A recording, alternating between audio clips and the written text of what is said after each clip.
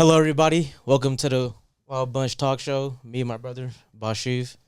Just want to thank everybody for coming out. It's our first one. We've been wanting to do this, and hopefully we can make it good for you. Today we got defensive coordinator from the great Cathedral Catholic. Want to introduce yourself, Coach?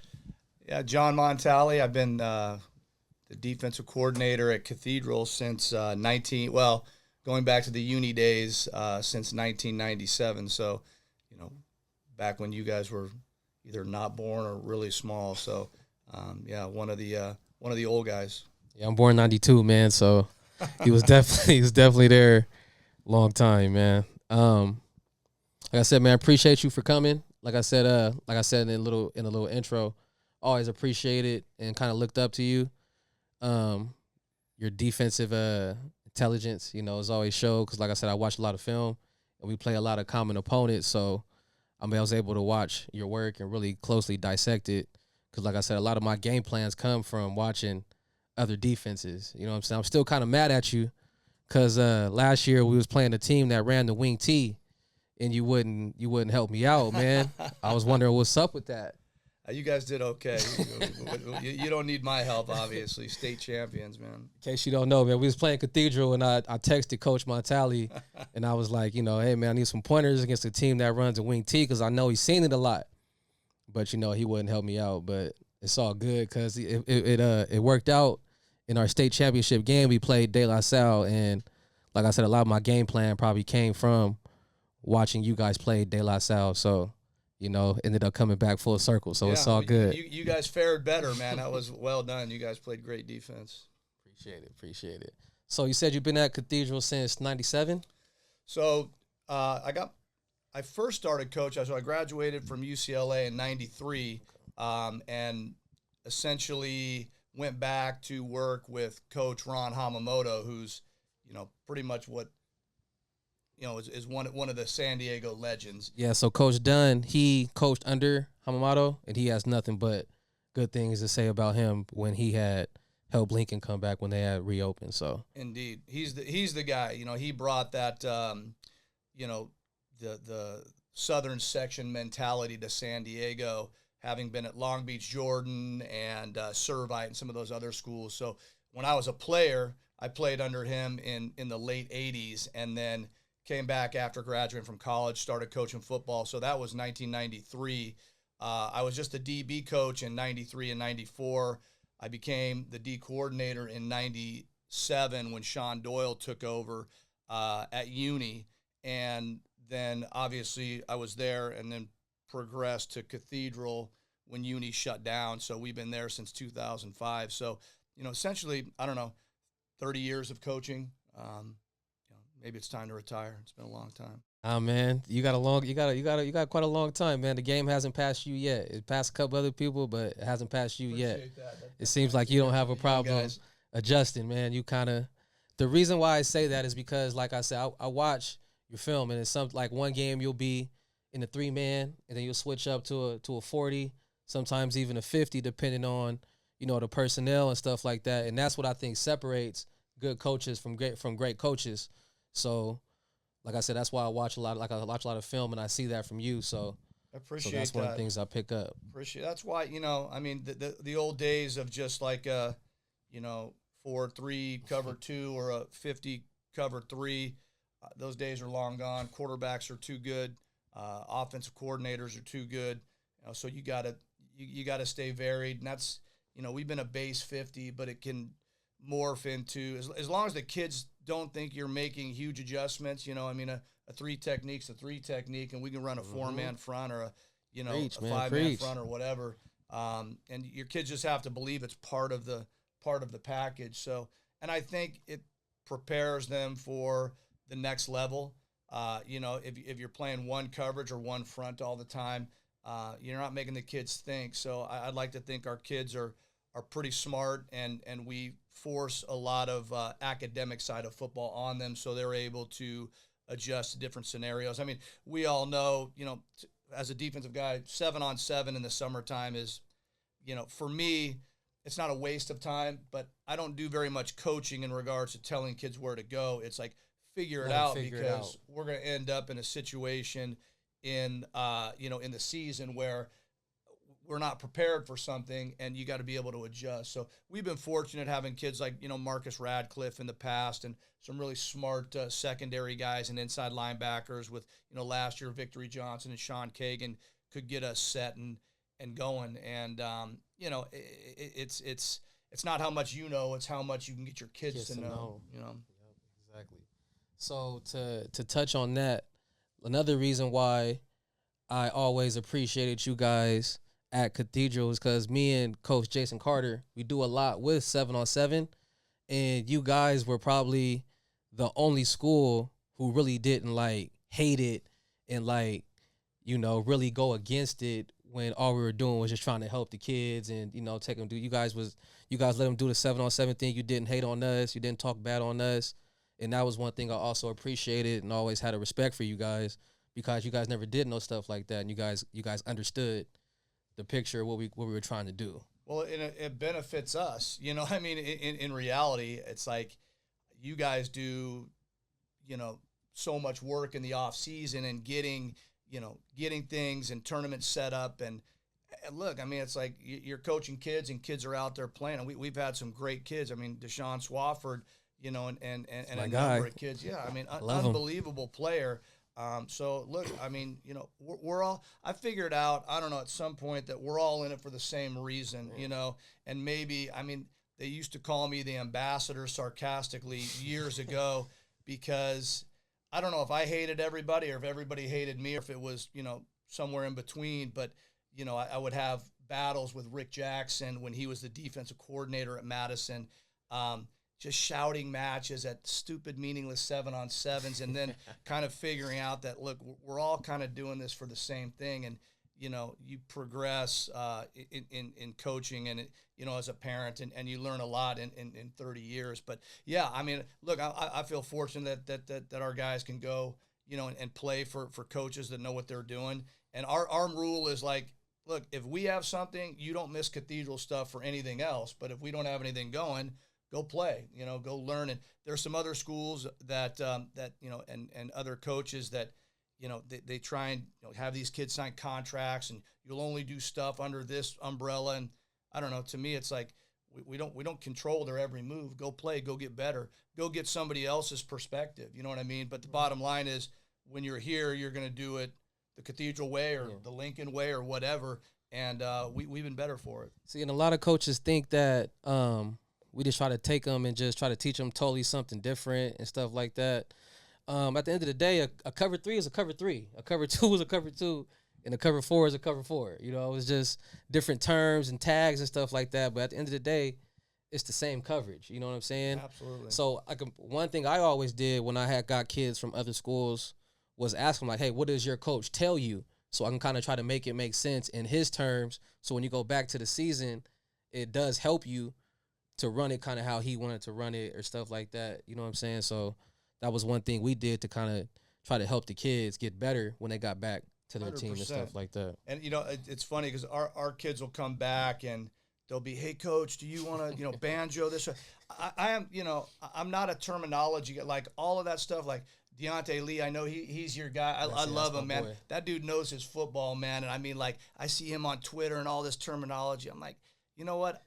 I have my own kind of set of vocabulary that's not very football savvy, but it's just the way that I see it. So, you guys are probably a lot more technically knowledgeable in all that NFL and college stuff, man. I've just been in the high school game so long. It's like, look, do this, and, we're going to name it something, like we made a cheetah call last week, was just to have our 5 technique, just chase the running back instead of playing, cut back to quarterback. So I don't know. I try, these kids come in with the real terminology. I'm like, I don't know what that means. For sure. So while we still talking about, so like I said, we had Jordan Allen, Swafford. We had a couple kids. Another kid that we had was Chris Calhoun. You know what I'm saying? I love Chris.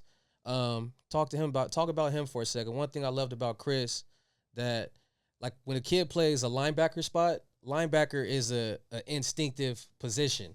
You know what I'm saying? You can do a lot of drills and stuff to make them read the guard faster and all this stuff, but I feel like linebackers are a spot that needs to be real instinctive. And I feel like Chris, I didn't get to coach him in a season, but I had him in 7-on-7. He even showed his instinctiveness in 7-on-7. Another kid was Savion Williams, who just had that stuff you can't coach. You know what I'm saying? That was number 22. Yes, he was another kid that was like that, probably undersized, but he can just get in those cracks and get to the run before it started, just because he had those instincts. You know what I'm saying? That's how I felt about a kid like Chris. Is that how he was for you? Well, that's why you guys are good, because that's exactly the player he was, and you could pick that up in 7-on-7. He, Chris Calhoun, he's my guy. He was a physical presence, and he drove me crazy sometimes because he wanted to kind of do his thing. The one thing, I've never had a kid read screen as well as him. Yep. I mean, I don't know if he felt it. I can say the same thing about Savion. That's why those two remind me of like one and the same. Right. I mean, we sometimes I couldn't get him to make a base read, but he just instinctively got to the football, and as an inside linebacker, that's huge. And he was physical and he was fun. It's kind of one of those things. I don't know. Buddy Ryan said, like, I love the guys that do what I say, just not all the time. You know what I mean? It's like you can't be a robot out there, and Chris was one of those kids who we had to get after him some, but he made more positive plays than he did negative things, and but unbelievable screen reader, and Jordan Allen, I mean, great talent. He great lineage, obviously, his dad, unbelievable, and fortunate that his dad could come in and give him, impart his knowledge on him. But sure. Jordan was a physical guy, and obviously Deshaun's one of my favorite kids I've ever coached, and still in huge contact with him. But yeah, Chris Calhoun, a very instinctive kid that you didn't have to coach a whole lot. He just made plays. Yeah, I want to give a quick little story about Chris too, because me and him were in the same class. So at the 7-on-7 practice, my first time ever seeing him, like in the first 7 minutes, we were doing half field and 7v7 versus the offense. He had 3 picks. Like when he first got, that's how I knew he was going. Oh my god! Yeah. But we got JL, we got Malik, we got Thomas. Now we got Chris in the middle. Now, like we got a nice team. Very instinctive. Mm-hmm. Yeah, and he defends that state championship like no other. Yeah. I got we would talk about teams. And he would be like, he thinks it's the greatest we're the ever. best team ever. Best team ever. Yeah. 15-0 state championship, best team ever. I see him. He'll pop up on Twitter out there sometimes. I'll just settle down, Chris. But it's funny too, because we've had the state championship team in 2008. Everybody they all want to compare, like, oh, we were better than the 2016 team or the 2020, and their coach, who was better. It's like, I don't know. They're all good. You know what I mean? They're all good at you don't make it to that level and get to where you guys have been and where we've been with mediocre talent. You know what I mean? You got to have great players. No, it's all like they say. It's not about the X's and O's, man. It's about the Jimmies and the Joes. That's true. It's about the Jimmies and the Joes. Absolutely. Hey, can I do a quick little ring check? How many CIFs and states? You have.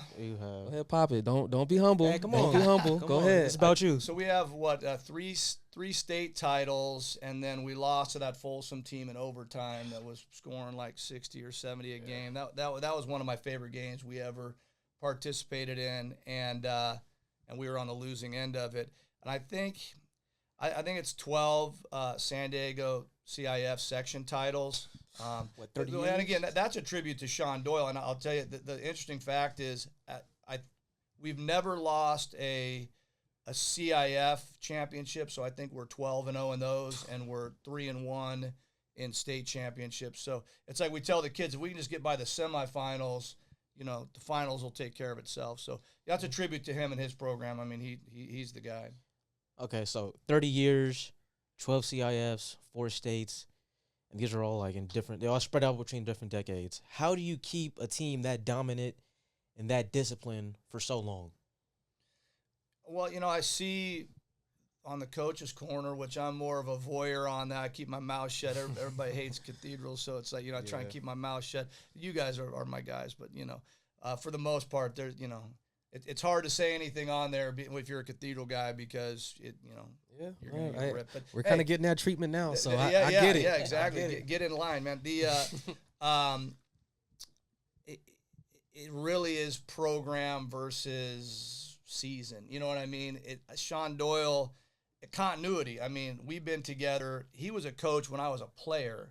So, like, our staff has been from freshman to JV to varsity, there's been a ton of continuity. So we're not trying to build this, like, super group of, we got this head coach from here and we got this guy. It's like, we just kind of like, I kind of synonymous to a fishbowl. It's like the cathedral way, which just the way we've done things. He's taken a lot of stuff from the old head coach at De La Salle, Ladouceur. So a lot of his philosophies and from Coach Hamamoto, for that matter, a lot of the philosophies that he's imparted on the program came from other great coaches. And, you know, it's the old cliche of, you know, you're trying to make good people and and disciplined kids, and the wins are a byproduct of that. And that's kind of the way it's been. I mean, he's a great dude. And, you know, I can see on your questions there, we're going to get to some interesting things that happened a few years ago. But, you know, I mean, the man has 2 adopted African-American kids. You know what I mean? And I've heard. The guy is like the salt of the earth type of dude. And, I mean, like, I wouldn't let my kids play for anybody but Sean Doyle, because I know he's about the kids first, and he's built his program around that, you know. And it is easier at Cathedral with the resources that are available and the parental support and, you know, sometimes the administrative support, you know what I mean? So long story short, it's just kind of consistency with coaches and philosophy. And, you know, I don't know, man, we from an offensive perspective, you know, we like to run the ball. I mean, we have that tag, but again, you kind of play to your strengths, you know. And defensively, you know, like you guys, you know, we're not just trying to tackle guys. You know, we're trying to within the rules of the game, try and make the runners not want to run and the receivers not want to catch. You know what I mean? And I think that's kind of disappearing from the game. And when that's finally gone, I will have coached my last game. Like I said, I feel you on that part. Like my favorite defensive mind will probably be Bill Belichick. I consider myself the black Bill Belichick. But my second probably favorite defensive coordinator is Greg Williams, all from the Bounty Gate, probably from the Saints. You know what I'm saying? I saw your Twitter. I love him, man. You know what I'm saying? I just feel like you said, that part of the game, to play defensive football, man. Football is not for normal people. You have to have some loose screws, and that's, like you said, like I'm old enough to still have those old school principles, but I'm still young enough to understand that the game is changing. Right. So I totally get you when you say they're trying to change the game and stuff like that. Like I'm with you all the way. You know what I'm saying? Well, I get that. We had I'm not going to mention the high school, but somebody who we played a couple years back, and talking about Jackson Moy, who you know is at Stanford. A dog. He's a dog. And he was saying, you know, you don't have to have your this wasn't said to my face, but to our AD. You don't have to have Jackson. I know exactly who you're talking about. Really?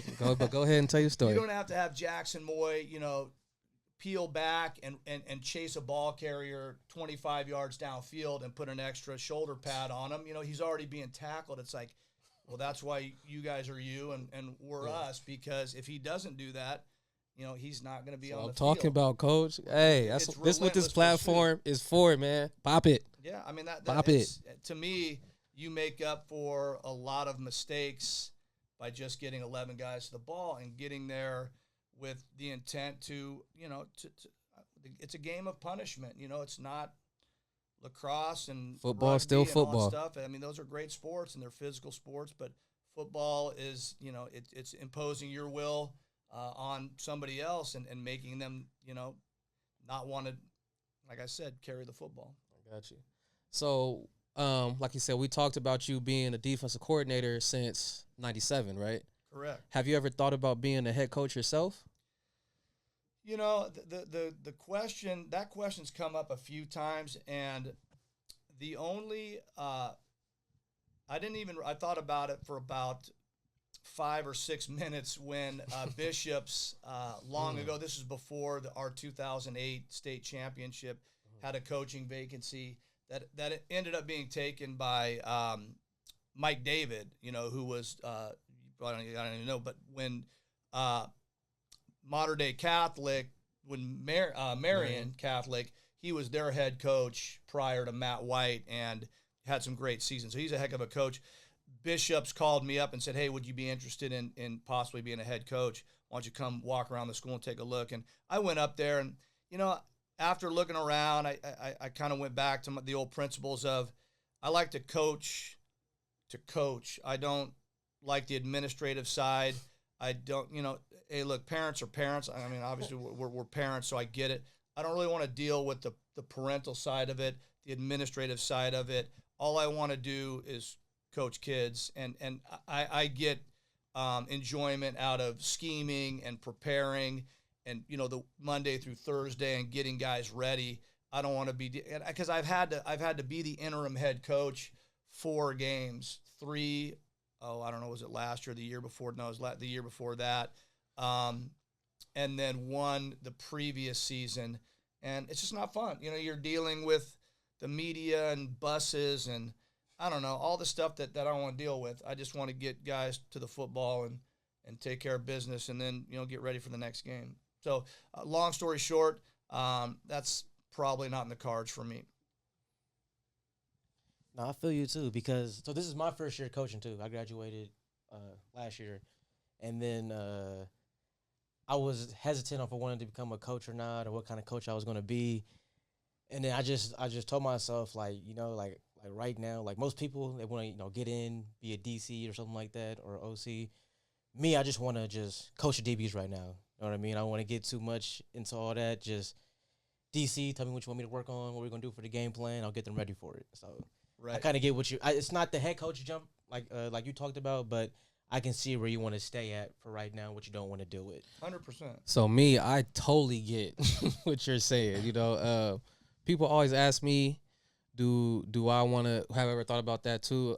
For one, I don't think I think now like they trip off you needing a degree, and I don't have my degree, so, but even if I did, just you got the a type degree of in football, though, but man. That but the type of person that I am, I don't think that would kind of be in the cards for me either, because I like to think myself as like a rebel, I guess you could say. I feel like I can't be controlled. So like you said, with like administration, I just feel like they would have to be content with like understanding that I'm gonna do my thing with the program how I want to do it, but I'm going to still do it the right way. It just might be a little bit different. And a lot of people in those type of positions, a lot of them can't deal with different.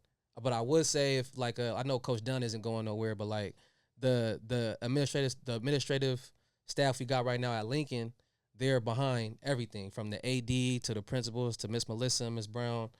So I could probably deal with the administration like that, but not a lot of administrations like that come around. You know what I'm saying? So that's one of the things. I wouldn't throw that out of the cards, though, man. I think you'd make a great head coach, and I would run from any administration that's not sports forward. You know what I mean? And not necessarily just football, but just sports forward. And sports is a gateway to life, man. Like right. I just think a lot of people, kind of don't understand that in a way. Right. But we're probably along similar lines. I mean, like I said, I went by the ambassador, and I don't know. I just didn't. I want to do things my way, and like you said, the right way. But I don't know. You got to have the right type of personality to. Then, like you said, parents, man, that's a lot. Like, people like I like to be able to just be like, hey, just go talk to Coach Dunn, and he'll handle all that. Right. He'll talk to him and stuff. I just like, like you said, game plan. I like sitting in my room and just worrying about game planning, and the defensive game plan is coaching ball. You know what I'm saying? I'm a football coach, and I just want to coach football for 100%. The most part. So that's kind of my thought process on that. Well, and in regard to a position coach, I mean, position coaches are tremendously important. I mean, I like to give. I don't even. It's not my defense. It's our defense. Cathedral's defense, and we got great position coaches who are all about the kids and they work hard. But, when it's all said and done, the guys that put the time in to prepare their position. I mean, one of our guys, semi-retired, Mike Soprenet, who was with me for 13 years, did our inside linebackers, and he had been an offense coordinator, defense coordinator, but he knew it's my system. This is the way. He's a 4-3 guy, and came in and just morphed into what we were doing. Like you said, how can I help you do what you want to get done? You know what I mean? And I take everybody's ideas and then kind of morph it into, what I think is going to be best suited for us in that given. But I mean, position coaches, look, they're important. They are. And the more you know every level of the defense, I mean, if you're the defensive coordinator, you have to understand fronts, you have to understand linebacker play, you have to understand the secondary and how it all fits together. So the more positions you coach, the better suited you are later on to be a coordinator, whether it be offensive or defensive. I've always been a defensive coordinator. My whole life I played quarterback. That was, from Pop Warner up until I hurt my arm in high school. Yeah. So I feel like, having somewhat of an offensive background, you can be better prepared for what you're seeing, although the game's long gone by what I used to do when I was a quarterback. I mean, with all that empty and So my thing with him was trying to get him to coach, because he fought with me tooth and nail, because he's always like, he's not a yeller. You know what I'm saying? Like, I don't consider myself a big yeller either, but like sometimes they need it. So, you know, and as a defensive coordinator, you got to be that guy to, get on them and stuff like that. So, you feel me? I might yell a little bit, but he's really not that type of person. And he thought he couldn't coach football, you know what I'm saying? Like high school kids. And I had to tell him, I think with his temperament, I think he has the temperament to be a head coach. He did graduate, and he's a businessman. He has the business mind, the CEO type mind. Those are the type of people that are head coaches, the type of overseer. He can deal with, he can talk to any type of person, you know what I'm saying? And that's why I feel like he was able to be a better head coach than me. I'm the defensive coordinator behind the scenes, like doing the grimy work. That's me. Him, he's the face of it. He's the, that's his type of, that's his role to me. And like with him not being a yeller, with working with me, I kind of feel like it would be like a good cop, bad cop type of thing, to where I'm getting on the kid, then he can pull him to the side like, hey, it's all good. He just really trying to say this. Right. He don't really, it's not that he don't like you. He just trying to tell you to do this. And then it calms the kid down and be like, all right, you feel me? So that's what I was trying to get to understand, tell him about being a coach. It's about finding your own flow. Don't try to be like somebody else. Take what they do, but put your own little spin on it. Put your little flavor on it. You feel me? That's high praise, my friend. I mean, that's high praise. And I 100% agree.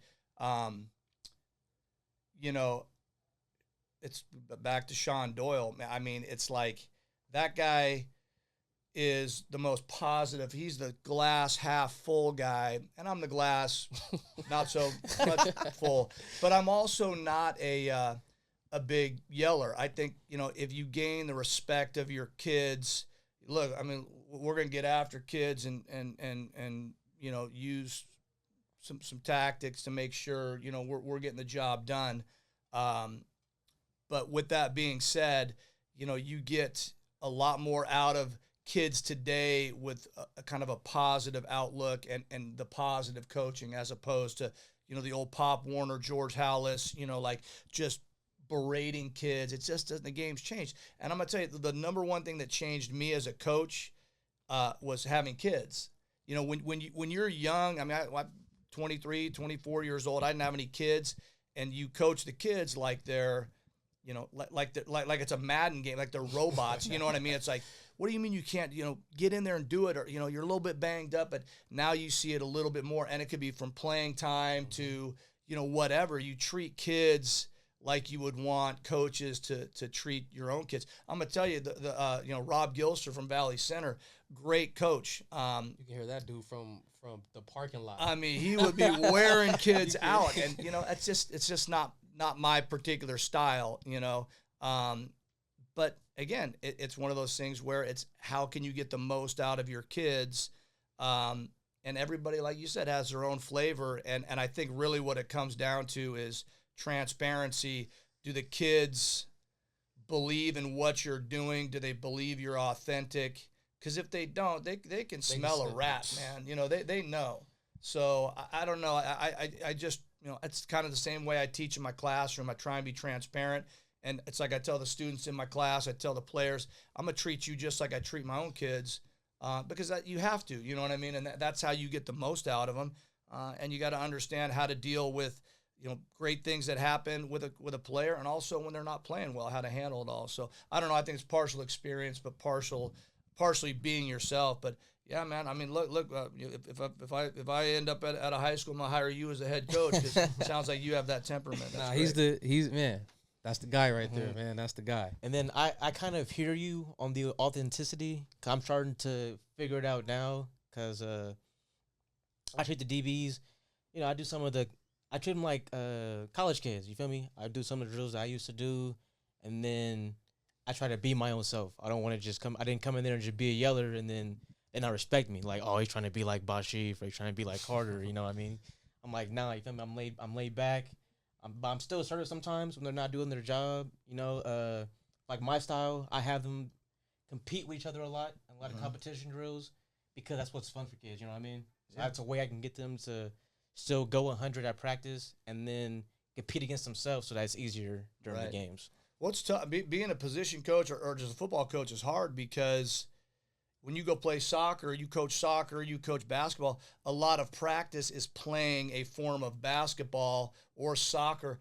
It's like we tell our kids, practicing football is not that fun. I mean, it's just, you know, it's not, and you, as a coach, you try and find drills that are game, you know, specific, but you can't play football in practice. Otherwise you got nobody left on Friday night. I don't know how much you guys hit, but we hit some. There's some teams that don't hit at all. And I feel like if you don't hit some, you're soft on Friday night. If you hit too much, you got nobody left on Friday night. Yeah. So with this team this year, we probably did do a little bit more than like last year we had Josiah. Even like right now we got we got Josiah, we got LJ now, Micah, Adrian Chargaloff, those kids, Raylon, those kids that kill each other, Rod, they'll kill each other. So we really couldn't do, you feel me? It was just like, nah, let's just, cause it's gonna be right. You feel me? Like you said, somebody's not gonna make it. It's probably gonna be Friday. A scout guy. I mean, that's the thing. It's probably not gonna make it to the the next week. But you know, and I think, you know, a part of our success too is treating the scout guys just like you do your starters, and you got to protect those guys. You know, I mean, if you got a Tano Latuli at outside linebacker, I mean, I got to have him go 3/4 speed, otherwise, you know, he's gonna kill somebody. And it's those kind of guys, and some of the guys that you have, and some of the kids all over the county, those Division I players. It's hard to slow them down, man. They have one speed. You know? But yeah, I hear you. Okay, so question for me personally, I'm picking your brain as well, man, taking notes myself. What is your game plan process as far as film?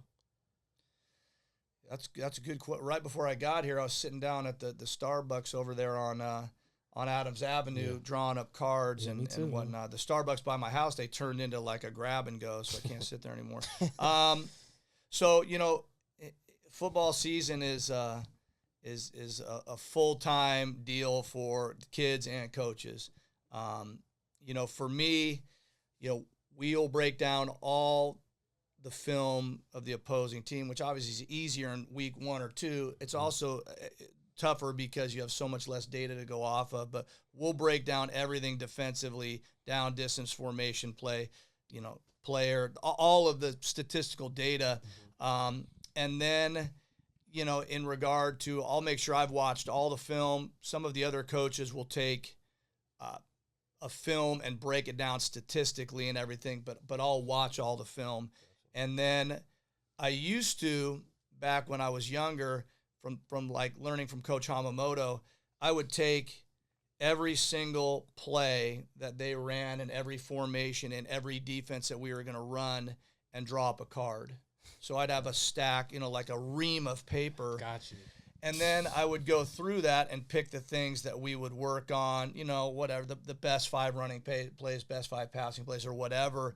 And I would use, I don't know, maybe 20 of the actual cards out of the stack of 150. So I got smarter, and I would make the script first and then draw the plays and the fronts we were going to use. So instead of drawing up 150, instead of drawing ISO, out of, 4 different fronts, I just figure out what front we were going to, to that.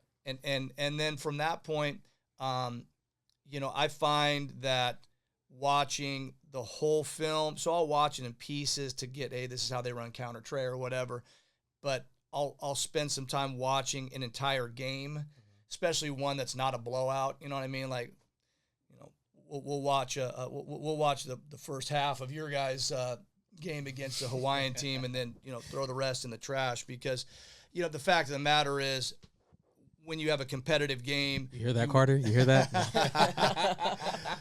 When you have a when you want to catch the flow of the offensive coordinator, what do they do? What do they do?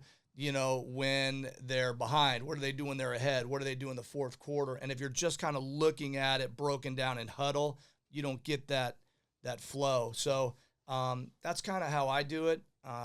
But I watch a lot of film, as I'm sure all the defense coordinators do in San Diego and elsewhere.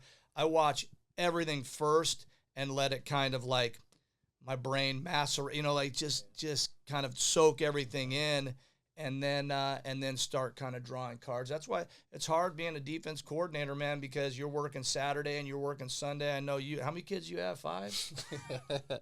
Yes, I got 5. Yeah, 5 kids. I mean, I got 4 kids, and it's like occasionally they need some attention as well. Yeah. But it's hard, and a lot of the work gets done in the mornings and also at night after everybody's kind of done their thing. And I teach biology, so I'm not like no disrespect to the PE coaches. I wish I was one, but I have, I have teach real class. I got to teach a real class, and there's a standard that they say, hey, you get paid, 98% of your salary from teaching and 2% or less from coaching. So that's kind of a long story short how I look at it. And I'm gonna tell you, man, we go in on Monday just like everybody else and get on the practice field and figure out what works and what doesn't work. And I'm not afraid to come in on Tuesday and just say, hey, look, that didn't work. We're going to scrap that. And it's generally not scrapping a whole plan. That's why. I hope y'all listening, man. I hope y'all are listening, because he's giving you some game right now. Like he said, don't be afraid to switch it up. Like, if you see something on Monday and you go back and watch some more film, you think Tuesday it might not work, then don't be stubborn and just think like, nah, you're right. You feel me? Nah, you're not always right. Sometimes you're going to watch it the second time, go back and change it up and do it for the kids, man, because that's what it's about. It's about adjustments, man. You're not always going to get it right the first time. So don't think you always got it right the first time. No doubt. And, Mondays are always, I walk out of Monday's practice often going, man, we don't know this. We can't do this. How are we going to do this? What's this adjustment to motion? And, I'm sorry to cut you off, Coach. That is the one thing that I will probably say gives me problems in my team is motions and shifts. Coach Doyle, take note of that. It's motions and shifts, man, for real. But yeah, that's key right there. Go ahead, Coach. I'm just sorry to cut you. Yeah, you dropping some game right now. I had to make sure. Agreed. Well, the offensive game has changed, man. Yeah. You know what I mean? It's like you have to be, and when you're multiple on defense, there's you don't just have one check on one certain kind of motion. It depends on what we're trying to do. So, but you know what? I think some coaches don't give their kids enough academic credit. It's like kids are smart. They're sponges. They'll absorb it. Mm-hmm.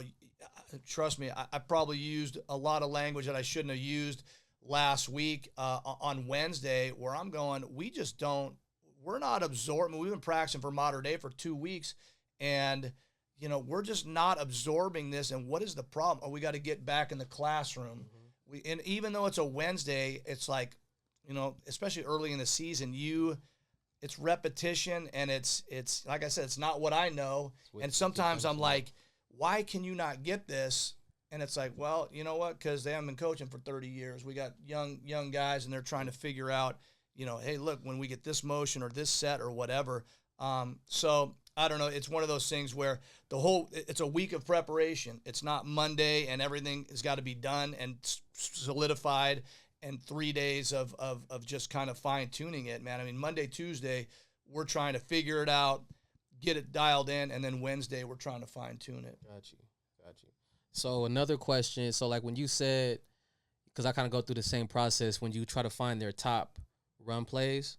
But another thing that I try to do is when I find their top run plays, and then I try to see what run plays do they do that'll give my kids a problem, and then I try to drill those plays in practice more than like, so like I know a lot of people won't beat us running just straight ahead. You know what I'm saying? That's not gonna work because we're gonna tag you enough to you're not gonna want to run that ball 4 quarters just running straight at us. It's the misdirections and, like you said, the counter trays, GT counters, all that type of new stuff is what gives us problems. So that's what I try to focus on when I'm going my inside run or my game planning ready, as far as, because that's what I know we need to stop. That's going to give us problems that'll hit us for like 80 or something like that. That's the play that I want to stop. See, that's smart. And I know coaches, and some of them are retired. They would always draw their cards up for the kids, for the scout team to run, and put the defense in the perfect scenario. I try and do it a little bit of it's like, this is what we're going to do. This is where the weakness is. You're going to stop the play on the strong, portion of the defense. It's, if they do this, this is where we're weak. And I've tried to pride myself, learning from Coach Hamamoto and Coach Doyle, that we're going to be sound. You know what I mean? We might not always be in the perfect coverage or the perfect front, but we're going to be gap sound. And we do want to show the kids this is where we're weak, because showing it, just putting them in a great defense, blitzing into whatever what the power or the ice or whatever, that's not teaching the kids anything. So that is a good point right there, because people, always like, oh, send more. They just think that, oh, you just send pressure. I feel like a good defense is a good defense when you don't have to blitz a lot to stop the run, because I feel like sometimes you can blitz yourself out of a play, as if you're just sending 6. They just got to make one little crease, and then it's out the gate. It's out the gate 98. So people just think, oh, you just send a lot of pressure. I send a lot of pressure and just run man. Like I really don't send a lot of pressure. You know what I'm saying? But but like you said, people just think you can just blitz the run, and I just think of it. I think a little bit different is, you feel me? If you can stop the run without blitzing, that's when you're a really good defense. Right. And no disrespect to the Twitter high school football gurus out there. If the cliche thing is Lincoln's got great athletes, just line up across the board, get in a bear front or whatever, bring heat, and that, or it's just not like that. You know what I mean? I've seen you guys play. It's just not like that. Now, me personally, I think your defense takes on somewhat of your personality. I like to think I'm pretty personable overall, but I've been a competitor my whole life, just to a fault, and that's how I've brought up most of my kids, and one of them in particular is competitive to a fault. But the bottom line is, I'm not a huge blitzing guy. I'm a sound kind of 50 multiple coverage, and you got to play to your strengths. A lot of times, as much as people, want to say we just have perennially got the best guys. I mean, you look at our secondary has been relatively pedestrian for a long. We got smart kids that are good players. I mean, Deshaun Swafford, one of the best corners we ever had, he wasn't a speed burner. He just smart and was a good athlete. And, but the bottom line is, to me, blitzing and playing, just man across the board is easy. It's can you teach multiple zones and have the kids understand it? And I don't think, unless you are just so much better than everybody else, that you can blitz everybody every down. You're gonna get beat. What'd you say? Out the gate 98. Out That's the gate. good. You out the gate 98. That. I got that from my high school coach, man. Coach Chris. What's going on, man? What's going on? I'm gonna use that. But yeah, I mean, it's to me, being multiple and utilizing multiple fronts and multiple coverages. And look, there's a place for bringing the house too. There's a place for it. Sure. There's a place for it. And I think too. Do you coach a position? Are you a position coach as well? So last year was probably the first year where I didn't have to coach a position, and I actually did love it because I was able to kind of, so like I said, defense, you got to know the fronts. So as soon as I became the defensive coordinator, like as far as coverages and DB, like I know that in the back of my head, you know what I'm saying? Is that part is easy. So like I would kind of like not even focus on that, and I'm literally researching stuff on fronts, how to guard counters and all. Like that's really where I'm like pass rush moves as far as D ends for pressure and stuff like that. That's where my main focus goes for the most part, as long as I can find a DB coach. You know what I'm saying? It's Right. like that's like so my coach I had last year left to be a DC at Canyon Hills. Okay. Shout out my boy Ray. So I didn't have one. So like all summer, off season, I was taking that unit. You know what I'm saying? And I was liking it because I was back in the mood and in the swing of, working with my guys. But I just knew in the back of my head, like, man, I got to get to the fronts and I got to talk to these guys. I just couldn't do it. So that's why I kind of, like I said, he didn't want to do it. So I had to beg him, like, bro, like, I need you. You know what I'm saying? Right. Like, and then he kind of came and helped me out. So it freed me up a lot to focus on the fronts and everything else as far as the game plan and stuff like that. That's a luxury, man, because most of my 30 years, I've been the corners and safeties coach. So I've coached the entire secondary. And I think that's why I kind of built this defense that's predicated on mixing things up, but being more of a zone team. Because when you coach the secondary, like if I was the linebacker coach, I'd probably blitz 50% of the time, you know what I mean? And then just blame the DB coach for not teaching his guys right, you know what I mean? But being the DB coach, I understand from practice day in and day out that what their limitations are, and I don't know, you want to protect your guys, you know what I mean? So it's like I said, I think coaching the secondary has helped me to, kind of build my brand of defense, if you will. But this year I got, I've been fortunate the last couple of years, Brian Afoa, who's kind of made the rounds around, coaches our corners. And so I can kind of get around, coach the safeties a little bit and do our thing. And we have an outside linebacker, an inside linebacker coach, and a D-line coach. So, we've been fortunate too. So I want to push back on you on something right quick. When you was talking about, going man across the board, of course we do that a lot, you said that it's easy. And it's not easy as far as being the player, but as far as the DC, it does make your play calling a lot easier when you can lock up guys across the board, because we do have that luxury, you know what I'm saying?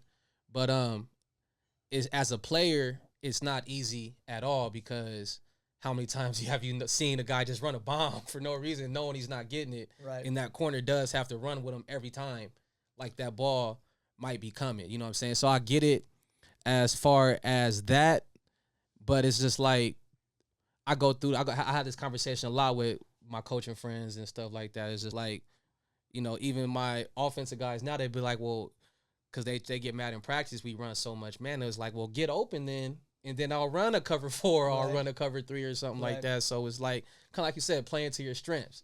Kind of like how they be like, all they do is run the wing T. I kind of go through that same thing where they're like, well, all they run is man.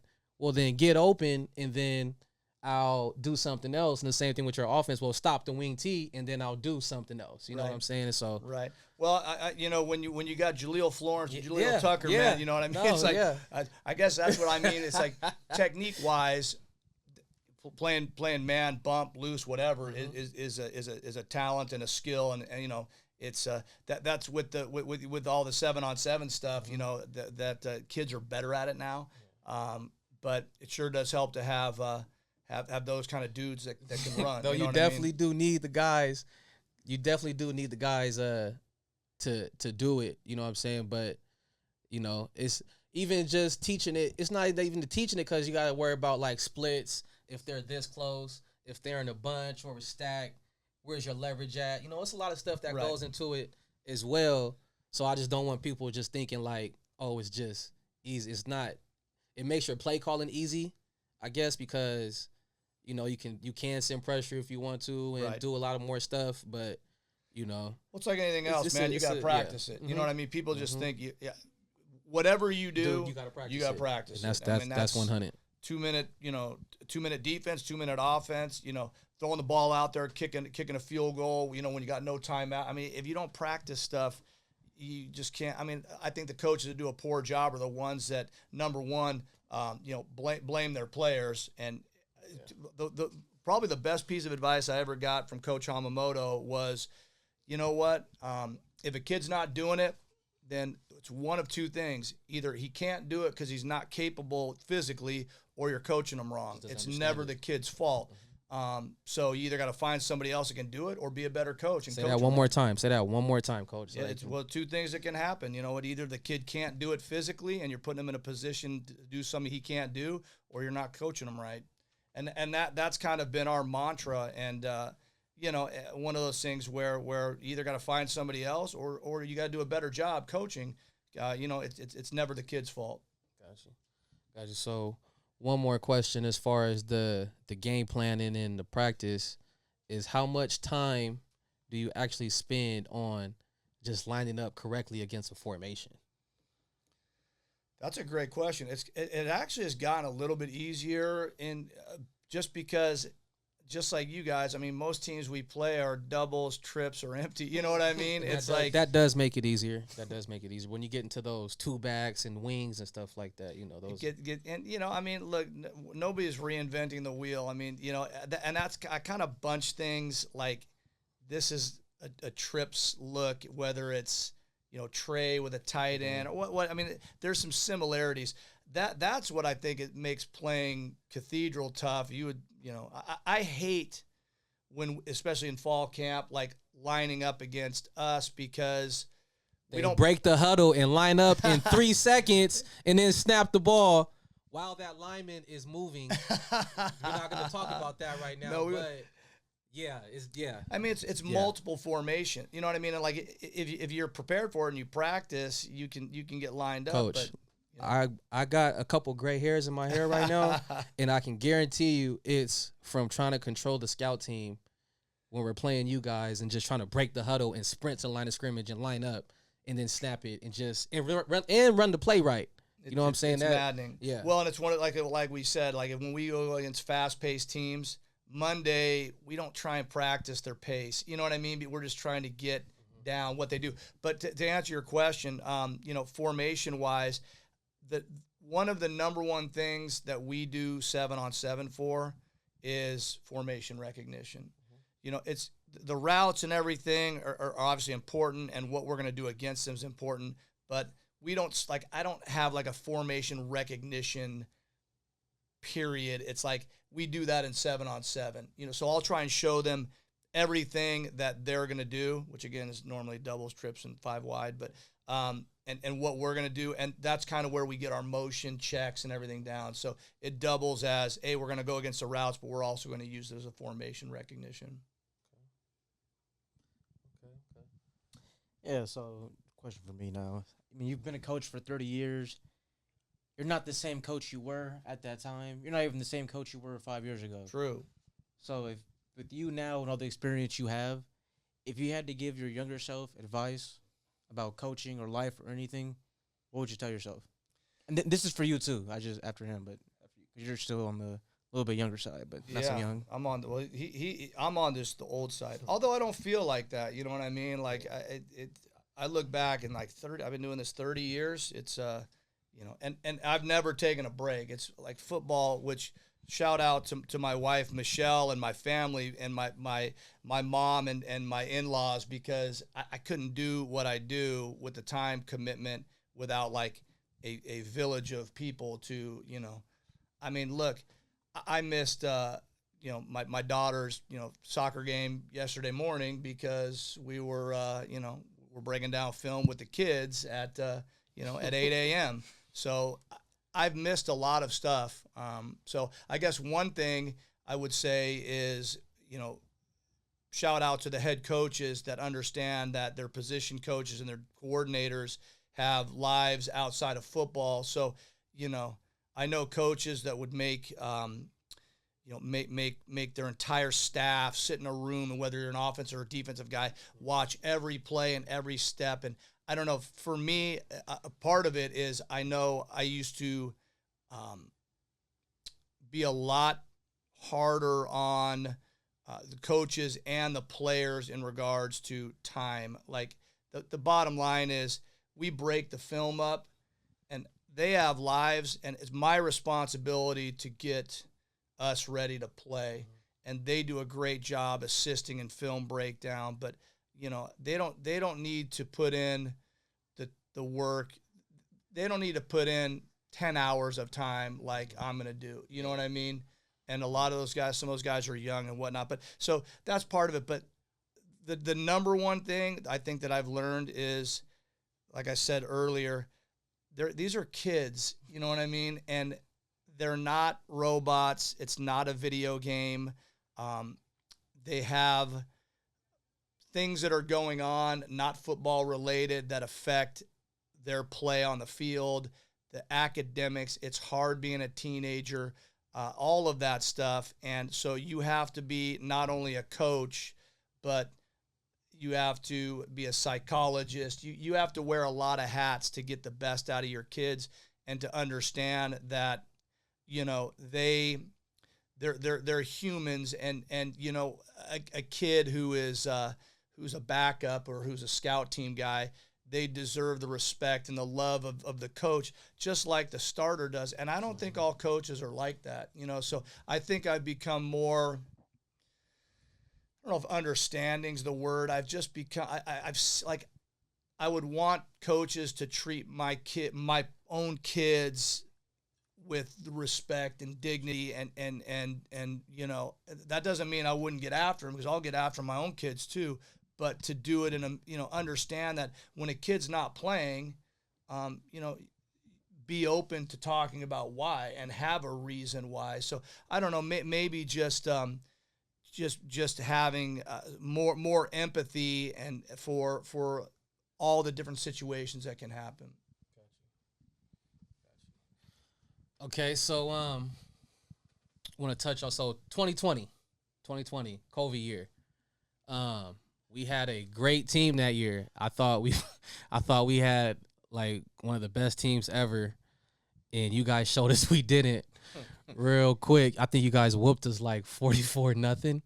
That was a tough game. Yeah, they whooped us, bro. I'm like, man, we had Herman, Jalil, Jay Sean, we thought we had the squad. We had World, and they whooped us. They were just better than us. You know what I'm saying? And then something happened that kind of took the attention from the game and put, I'll say a bad light on your guys' program. You know what I'm saying? I want to be the first one to say that during that whole process, I never thought the program was ran by like a bunch of racists or nothing like that. And I hate that one kid's mistake could shed a black cloud over the whole program. You know what I'm saying? I guess I'll say my thoughts first. You know what I'm saying? Like I said, I never thought you guys. People are gonna fast forward right to this. It's all good. It's all That's good. Right. We gonna talk about it. I never, like I said, I never thought you guys were racist or the whole program was racist as a whole. You know what I'm saying? But let me also say that I'm not surprised that I'm not even saying that kid felt like that, but there still are people out there that feel that way. You know what I'm saying? And also let me say that every time that I see a game between a private school and a hood school or inner city school, I think I was a big Miami fan. I love the U. You know what I'm saying? Growing up in those the 99, early 2000s, I loved the U. So I knew all about the Catholics versus convicts thing. You know what I'm saying? So every time I look at a game like that, it just pops in my head like, hey, you feel me? Yeah. Some Catholics versus, just that type of game. Just that, it's that stigma when you got a private school against a inner city school. You know what I'm saying? So I don't think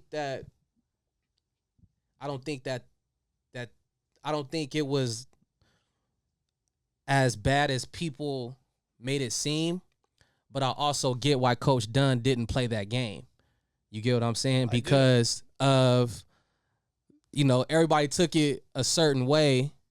You know what I'm saying? And then it started with, people don't remember, is before the game, you guys posted a picture with the L's down. You know what I'm saying? And I don't even think that's it's football. You know what I'm saying? As far as Cathedral and Lincoln High School, it's football. It's not no street stuff. It's not no stuff like that. So it's just like any other, when the dudes toss up the old Ohio State and somebody from Michigan probably smashed the old, just something like that.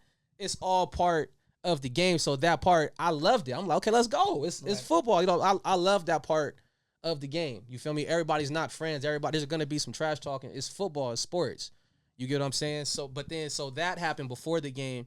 And then after the game, that picture, then it just made it into something that it totally wasn't. You know what I'm saying? Like I said, I understand there are people that feel that way, but I don't think that was you guys as a program.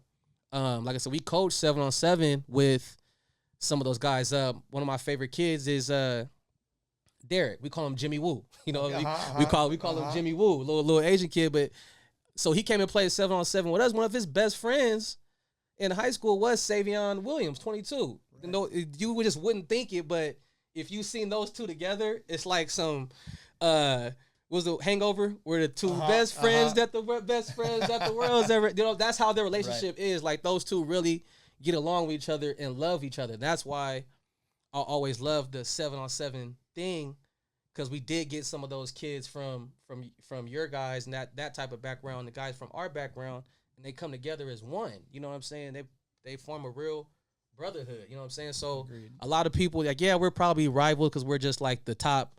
Us, you, Helix, you know what I'm saying? It's those are the ones right now. So everybody thinks it's a rivalry, but it's really love with between like me and some of our players and coaches and with some of those players, because they've got that bond. You know what I'm saying? So I never felt that it was like a racial thing in the program. You know what I'm saying? Maybe it was just bad timing, or I don't, but it's just like, it's this cancel culture now, you know what I'm saying? You can't joke around, you know what I'm saying? But it's like, so I get it. But like I said, I never thought that you guys as a program were racial or racist, you know what I'm saying? Right. I just think, that's just how they took it, you know what I'm saying? Like I said, I don't think people, I do know there are people that feel that way, but I don't think y'all felt that way. But like I said, I also get why Coach Dunn didn't play that game, because if he did play that game, I'm not gonna lie, bro, it's no telling what would have happened at that game. You know what I'm saying? So I get it, and you know what I'm saying, that's why that game wasn't played. You know what I'm saying? So I just want to get your thoughts on that. Now that it's died down, like I said, it's all love between our staffs and each other. Right. You know, like I said, we got as far as some of those players, those are my little bros. I love them. You know what I'm saying? So I feel like we can talk about it now. 100%. And I think, that was a bad light on Cathedral Catholic's program, school, community. And you're right. I mean, whether it be a cathedral or anywhere else, I mean, those sentiments in some people's mind exist. Mm-hmm. It just does, It was, it started out with the L's down. And I think I remember seeing that picture and thinking, what the hell that is, Deshaun Swafford and Deshaun Swafford and Malachi Williams, there were kids that were in that picture not showing that sign. You know what I mean? And I'm looking at it going, what just this is not okay. So that obviously started out. Now again, people don't know from behind the scenes, with you and Coach Carter, we were, after it was all said and done, even after the stupid T-shirt, we were in pretty, behind the scenes communicating.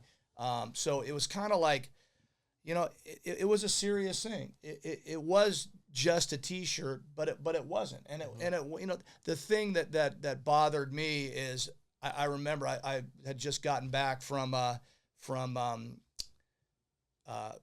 Catholic school, or what is it, CCD, like church school for my daughter, who was then 8 years old, and Barry Winston, one of our coaches, sends me the picture of that T-shirt, and I'm just like, this is about to be one of the worst days in Cathedral Catholic. You know what I mean? Yeah. That is exactly what we didn't need.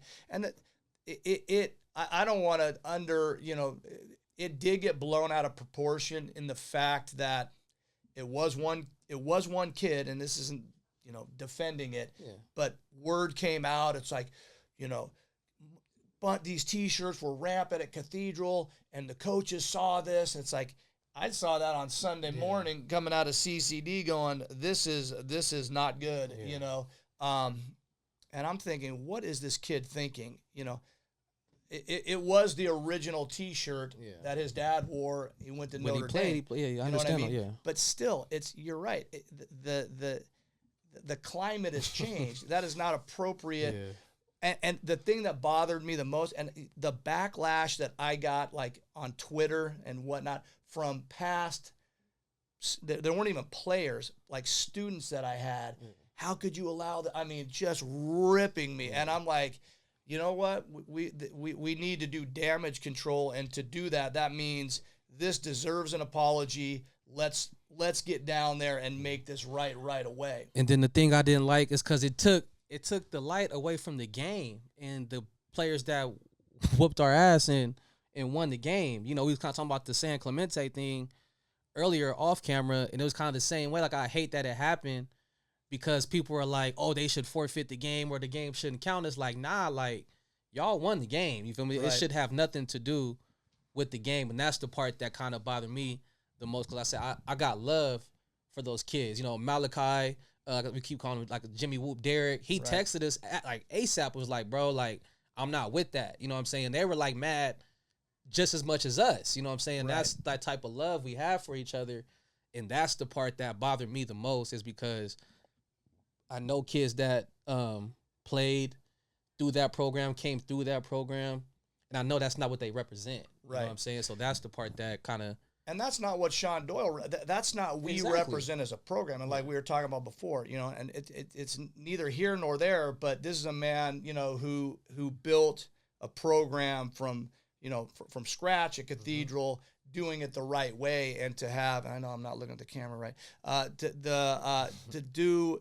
And to have it crumble, because of this, the man's got, raised 2 African-American kids from, I mean, they're adults now. Great man, great man. But it just didn't represent what we are about at all. Did it represent, some of the individuals that participated in it? I hope not. You know what I mean? I hope not. But the fact of the matter is, it wasn't right, and we wanted to address this immediately. And if you want to talk behind the scenes, we wanted to get down there to Lincoln. I mean, like the next day, so that would have been Monday. And the Lincoln administration said that's not going to be a good idea. No, look, like I said, y'all took care of business like how y'all supposed to do it. Y'all tried, you know what I'm saying, and I know, like, we ain't got to talk about, like, all that stuff behind the scenes and all, you know what I'm saying? But, like I said, I know I just want everybody else to know that, like, nobody thinks that, like, I don't think that you guys are a racist program. You know what I'm saying? You guys I done seen your rosters, you know what I'm saying? Like, exactly. It's not possible, you know what I'm saying? Well, it is possible. I don't think that's right. I don't think that was y'all, and that was just one thing I wanted to say. Is I just didn't like that it took the spotlight away from the game and those kids that deserved. Right. Well, you know what? Some things are bigger. Some things are bigger than football too. You know what I mean? And it's not something that you can defend. You know what I mean? The kid was wrong. The way that it was handled. I hope it was. Like I said, behind the scenes, I think people, the coaches understood.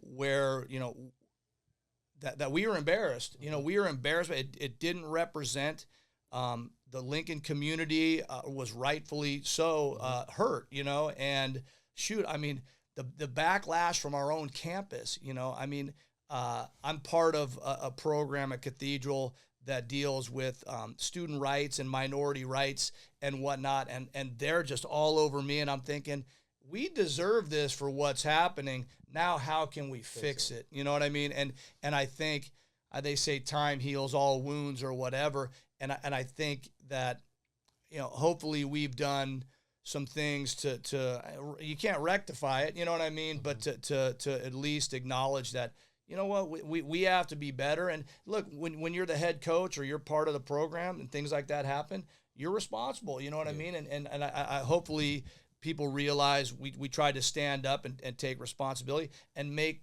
our place better, you know, from this incident that was, you know, had a serious negative impact. Yeah, you guys definitely did. You know, I think that's kind of what sparked our little kind of, you know, friendship or, Right. you know, Agreed. coachingship, whatever, because, you know, we reached out, we talked, you know what I'm saying? We always been meaning to talk, you know, just even off camera before even all this even was, you know, talked about. So, you know, it happened. And then, like I said, I always, you know, I never played you guys. Well, I played you guys, my first game as being a defensive coordinator when we had one at Lincoln. But like you guys were always like a kind of like mythical, you know, figure, you know what I'm saying? So it was like, you know, when that happened, I was able to talk to you. I'm like, okay, Montali, you're a regular dude like me, you know what I'm saying? Well, got a lot of comedy, you know, it's just, you know, but it was cool to, you know, break bread and just, you know, just talk, even if it was through text, like, you know what I'm saying, to see that we're not different. Right. You know what I'm saying? I think, I mean, that might be the point of this whole podcast is, you know, when you just hear of people, you don't know them. I mean, like I said, I mean, I probably didn't have the greatest reputation in the football coaching community for a long time. I haven't changed like my personality.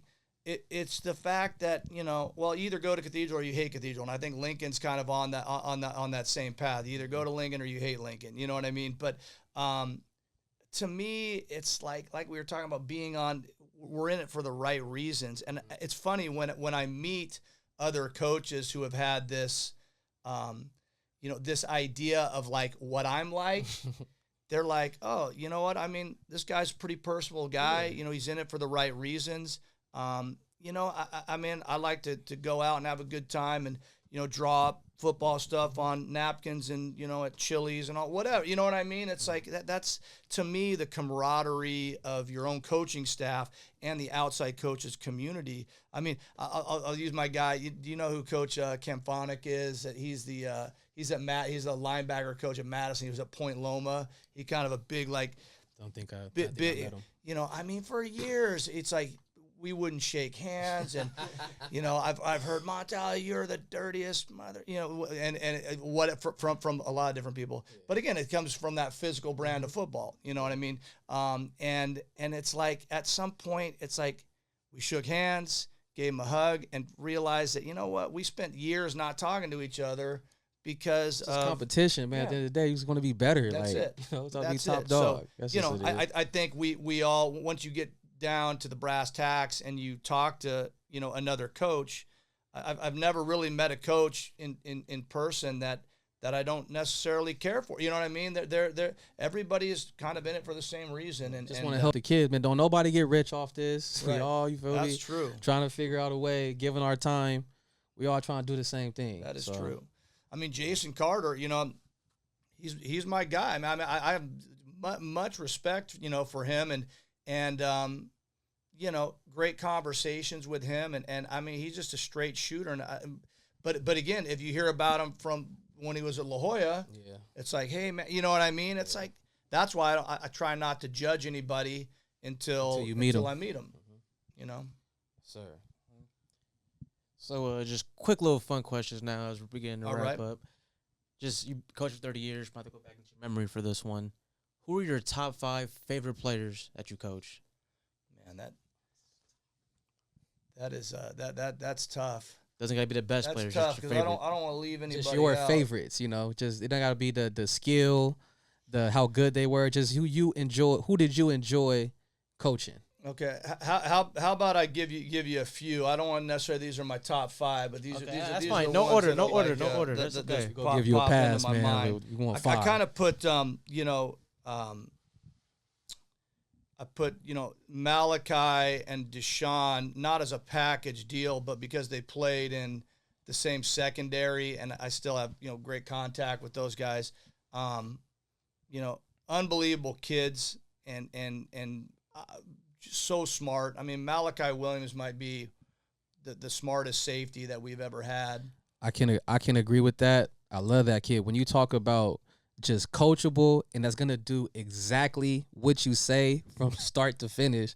Like if you tell him to walk 5 steps, turn to the left, look to the right, and then reach up with your left hand, he's gonna do exactly that. You know what I'm saying? He's gonna give you 110% effort, and he's a great leader and just a great young man. You know what I'm saying? So I'm with you on that. Absolutely.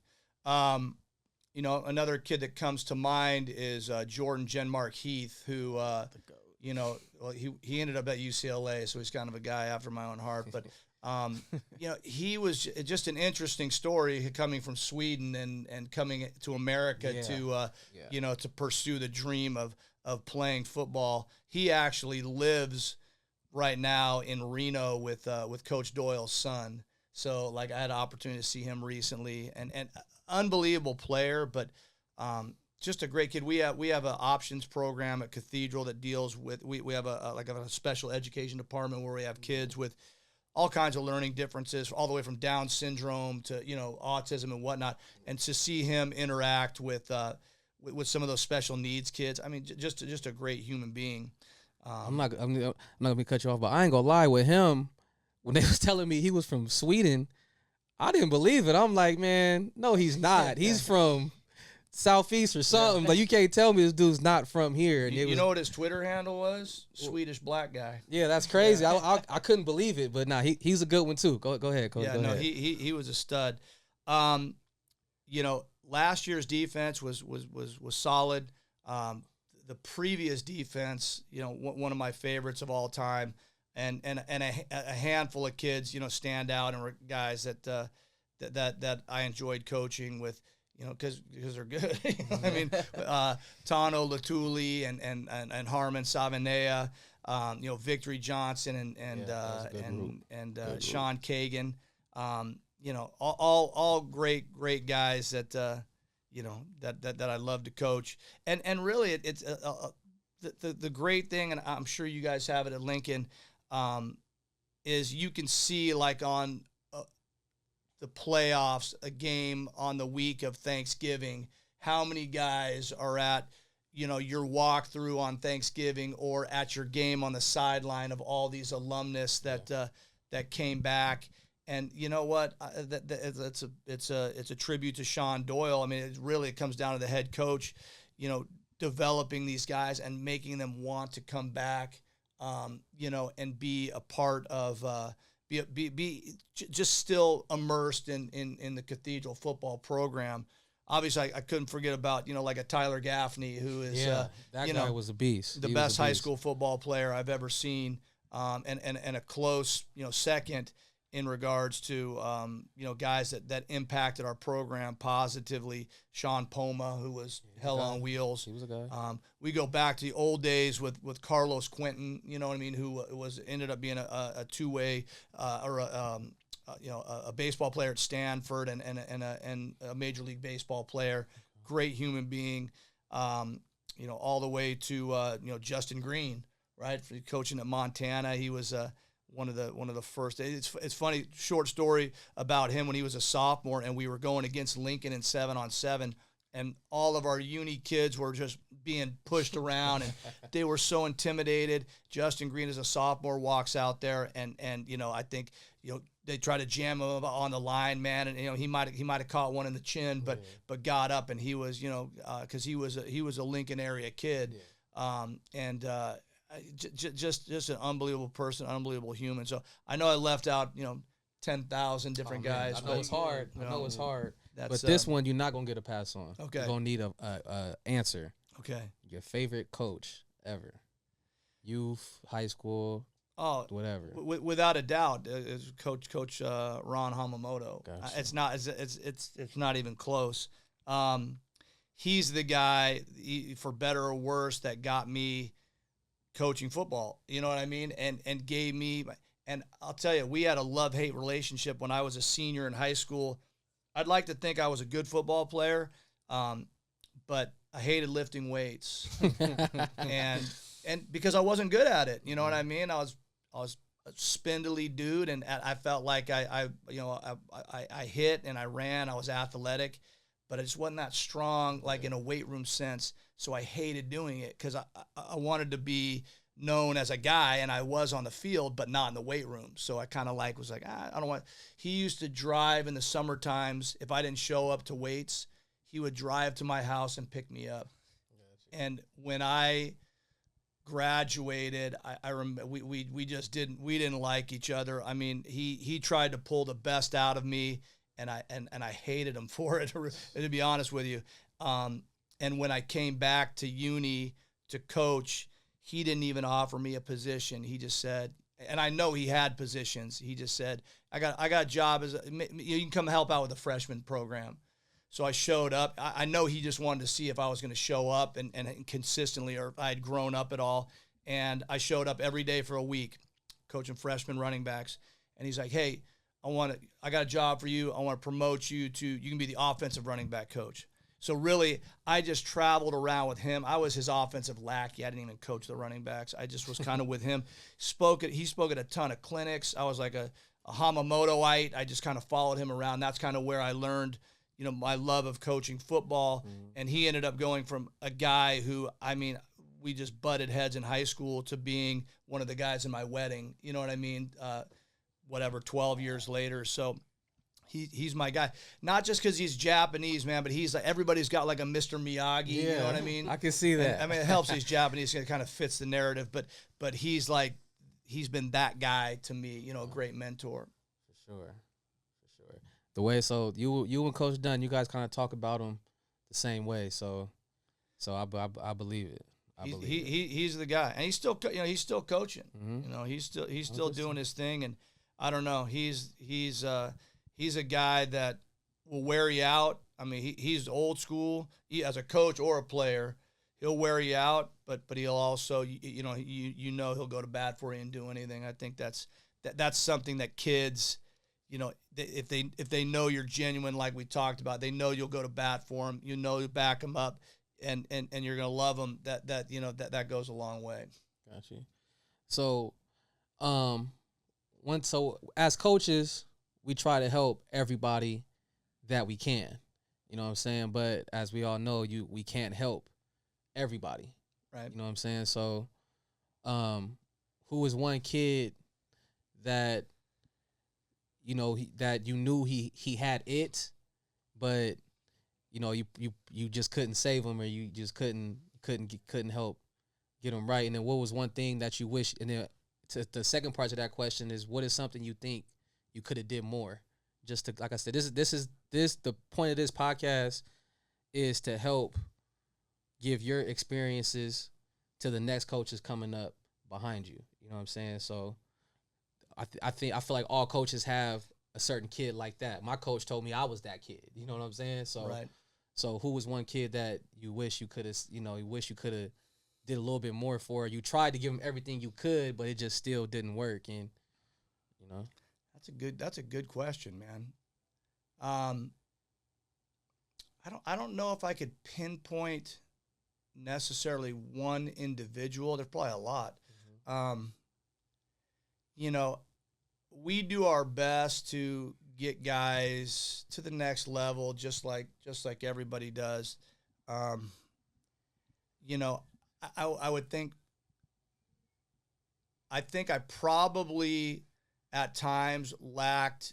I wish I could have told them more honestly what I think they should do, but I didn't want to step on parental toes. Gotcha. There's a situation where, a kid had an opportunity to go play at the University of Chicago. Great school, great academic school. Unbelievable, a good Division III football, and that's where he belonged. or walk on at USC. This is before the, rosters. I mean, like now you ain't walking on unless you're a preferred guy. They let this guy walk on, and he ended up basically in the first or second day of practice, scout team fullback, got a concussion, never played again.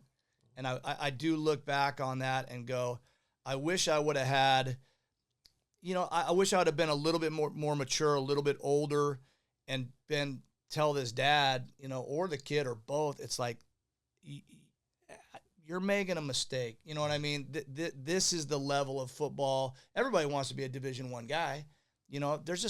Those are few and far between, man. I mean, it's just a fact. And so I think not being completely honest, I do look back on that and go, you know what, this kid's football career got cut short. And like you said, obviously the kids that have gone on to University of Chicago and had great experiences, he would have been, so I think that.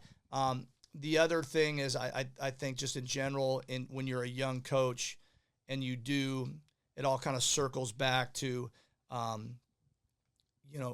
treating a kid not like they're just a pawn or a puzzle piece in your defensive scheme, but a human being that, it's not about, I don't know. I think when you're younger, you rate yourself by the wins and losses as opposed to, and I know that's like the cliched thing that probably people don't expect to hear from me, but nonetheless, that it's less about the wins and losses and more about, getting a kid to come back 5 years later and say, hey, you made a significant impact on me. And then that's teaching too, when you get students to come back and say, hey, look, you know what, I decided to go into the medical profession because your biology class inspired me or whatever. I know that sounds lame, but nonetheless, but it's the same thing coaching wise. It's like if you impact the kids, and I'm gonna tell you, man. I mean, and I hope this isn't taken the wrong way because I'm as competitive as a coach now as I ever was, and the goal is to beat Lincoln High School, and the goal is to win an Open Division championship, and the goal is to win a state championship. That's always the goal. Play to win the game. You do. You play to win the game. But when it's all said and done, I mean, I feel like I could walk away from this profession, which I'll probably do sooner than later, and go, you know what? We've won our championships, and I feel like, do I want to beat Bosco and or modern day Santa Ana? Yeah. Is that ever going to happen? I don't know. Probably not. You know what I mean? I mean, that's the pinnacle, but I feel like I've done enough, and that if I can make kids' lives better and get them to the next level, and to be honest with you, have them have the greatest high school experience that they can have in high school, because let's be honest, the next level is completely different. You know what I mean? But to give them it's like I told Marcus Radcliffe, when he was a sophomore, I can't promise you that you're going to get a Division I scholarship. That's going to be on your play and your genetics and your and how things go. But to be frankly honest, it's I feel like my job is to give you the greatest high school experience you can have, a chance to win a CIF championship and a state championship, and then the rest will work itself. And I'll go to the ends of the earth to get you to that next level. But I want to focus on, the high school, your high school experience. So if I can continue to give, kids that opportunity, and my energy goes into making our program one where you have the greatest high school experience, then that's as important as as championships. Most definitely. Well, that was all the questions that we had for you. Now, for just a little humor, got a video that we want to see your reaction to see if you think there's any truth to this video. Okay.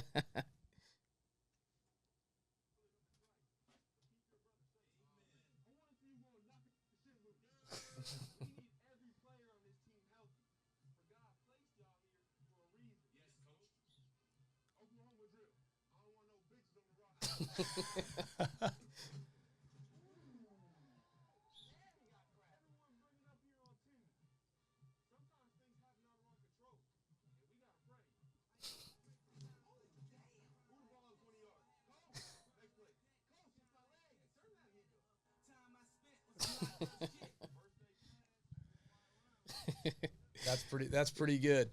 little humor No. between the different. They think the difference between a coach in the inner city and a private school coach. You think there's any truth to that, or you what you think? Probably a little bit, man. You know what I mean? I mean, it's like you said. I mean, 50% of our football team, is from a non-white background. Yeah. So. Yeah, you know what? A little story is I'll remember that Mike David, who was a coach for us at the JV and varsity level. This is almost before I even got there. He was a head JV coach, and I remember hearing the story of him telling his kids. Because we say a prayer before, probably say 5 prayers before every football game, but right before we kind of hit the sideline for the anthem and all that stuff, and we're gonna tear their heads off. We're gonna, the whole thing just ranting and raving. We're gonna kill these and let's pray. You know what I mean? and get the Our Father going. But you know what? I feel like on a semi-serious note, kids are kids. You know what I mean? And everybody's challenges are different. The challenges of a cathedral kid can be different. There can be there can be crossover, obviously. Yeah. But because kids are kids. But some of the the challenges that a Lincoln football player has can be different than a cathedral, and vice versa. But I think just as you guys could come up and coach cathedral kids. I mean, you already do. You know what I mean? Like you said, in the 7-on-7, you guys could come up and be, I mean, love to have you, on our staff. We'll steal you away from from Coach Dunn and Carter. But you guys would come up and relate, just like I feel like I could go down, on Imperial. Shoot, it's not that far from my house. And, people don't know that. That's people right. don't know that, man. And and like I said, if you're genuine, I think, I mean, shoot, I've talked to, with Victory Johnson's, his little signing thing. Josiah Cox was up there at that, and just chit-chatting with him a little bit. Man, kids are kids, you know what I mean? I think definitely. We all find that out, but, so there's probably some truth to that, though. That's one of the things why I do love coaching at Lincoln, as I grew up in that neighborhood, you know what I'm saying? So, like, I can kind of talk to him how I need to talk to him. I can kind of be myself a little bit more, coaching there. Like, it was funny. We was having a film session, like, in the off season, and I had to get on the kid because he was being disrespectful to another coach, and I had to really get at him. You know what I'm saying? And Akili, he was like, yeah, man, if you would have said that at Vista Marietta, you probably would have got fired. Right. And I laughed, and I was like, I know that. You know what I'm saying? That's kind of like why I love coaching where I'm at. You know what I'm saying? Because all these kids kind of remind me of a version of myself. You know what I'm saying?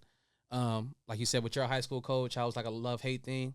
With me and my high school coach, it was really a love-hate thing. I love him more now than I ever did. I love him more every day. Every time I talk to him, like, I got to say sorry to him because I feel like I made his job 10 times harder. You know what I'm saying? Because I probably did, but he never gave up on me. He always saw the best in me. You know what I'm saying? And he always treated me like that. You know what I'm saying? Even when I was doing some stuff that he probably had a reason to, like, not talk to me or just flat out cut me off, he never did. Yeah. And that's kind of why I coach, and I try to – a lot of the stuff that I hated that he did, I catch myself doing now as a coach, because I needed it. You know what I'm saying? So right.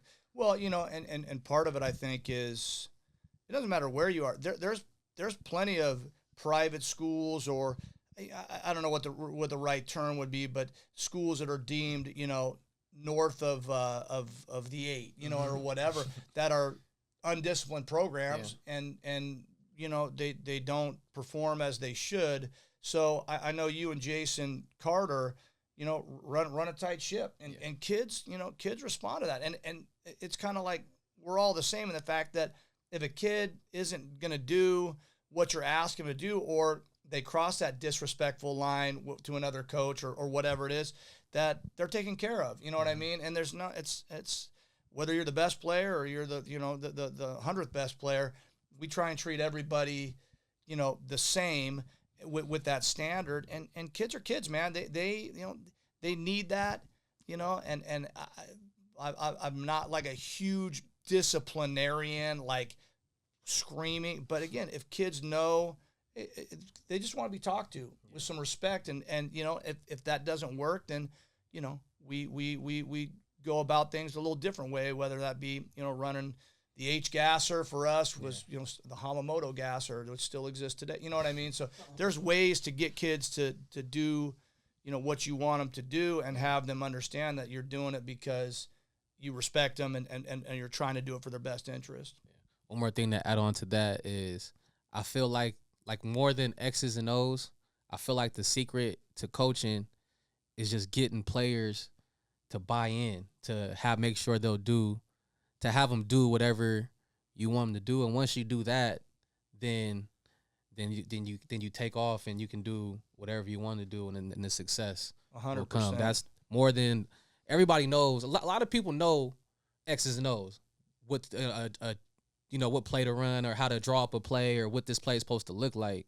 But if you don't have those guys bought in and you feel me ready to run through a wall for you, it's pointless because it's just not going to work out. No doubt. And having your coaches on that same page and understanding, look, we've had NFL guys come in as coaches and find out really fast that it's not how much they know and what it's like, why can't this guy do that? Well, he doesn't run a 4.240 like you did. You know what I mean? And to be able to morph the schemes to fit a high school kid, now if you go to modern day, Orange County or St. John Bosco, you might be able to do something that, that a Cathedral Catholic kid can't do. You know what I mean? And so you have to kind of morph the game a little bit to fit what your kids can do. And they have to, like you said, they have to believe, like I said, to me, being, just a straight 55 base 50 type defense that you can morph into anything. You run a 4-4, whatever, and the kids don't know you're changing the whole scheme. They just, that's a 5 technique or 3 technique or whatever, So, but yeah, I mean, you got to get kids to buy in, and if they don't, you got problems. Yes, sir. Well, I'm all out of questions, man. Like I said, I appreciate you for coming by. When we first started this, it was kind of a joke. But then when you was like, you'll come on, I was like, man, I gotta figure out a way to make this happen. You know what I'm saying? So I appreciate you for coming on. This is the first episode of the Wild Bunch Talk Show. It's Bashir Jones, Mino Jones. I'm Bashief Jones. Got Coach Montali. Just don't forget, man, defense wins championships. That's right. I wonder if people thought that we were come on here and hash out a lot of old coaches' laundry and whatnot. You know what I mean? Man, it's good conversation, man. Like I said, just want to give some knowledge and give some of that game and that experience to the next coaches coming up, man. To me, it's big that you was willing to be the first person to come on. Like I said, I appreciate it. Yeah, man, absolutely. It's been fun. I always like talking football, and it just goes to show that for two programs that probably out in the communities think just don't love each other and don't, it's not the case, man. It's all love, man. It's competition for Lincoln and all the guys, and we are the ones that got a little get back here in 5 or 6 weeks. Hey, I'm looking forward to it, Coach. Me too. Looking forward to it. Right on.